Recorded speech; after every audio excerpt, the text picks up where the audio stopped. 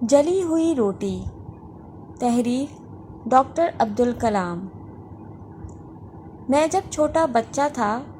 تب ماں ہم سب کے لیے روٹی پکاتی تھیں۔ مجھے یاد پڑتا ہے ایک روز جب تمام کام کاج کرنے کے بعد انہوں نے ابا کے لیے روٹی ڈالی اور جب سبزی کے ساتھ روٹی لا کر ان کے سامنے رکھی تو وہ کافی حد تک جلی ہوئی تھی۔ میں اسی انتظار میں بیٹھا تھا کہ جلی ہوئی روٹی کو دیکھ کر وہ کچھ کہیں گے، لیکن ابا روٹی کھاتے رہے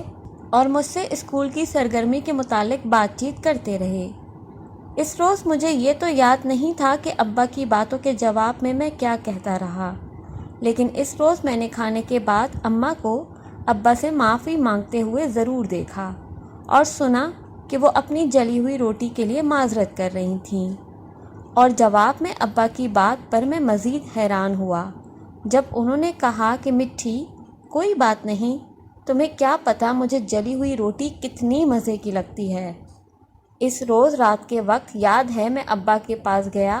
جب وہ اکیلے تھے اور ان سے پوچھا کہ کیا آپ کو واقعی جلی ہوئی روٹی اس حد تک پسند ہے؟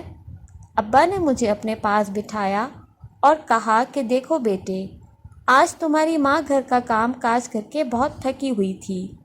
پھر یہ کہ جلی ہوئی سخت اور سڑی روٹی تو بندہ کھا سکتا ہے، وہ ہضم بھی ہو جاتی ہے،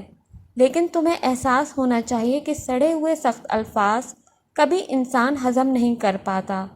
اور ان کا اثر ہمیشہ دل پر رہتا ہے۔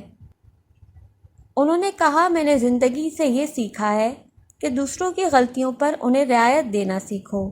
کیونکہ زندگی شرمندگی کو سنبھالنے کے لیے بہت تھوڑی ہے۔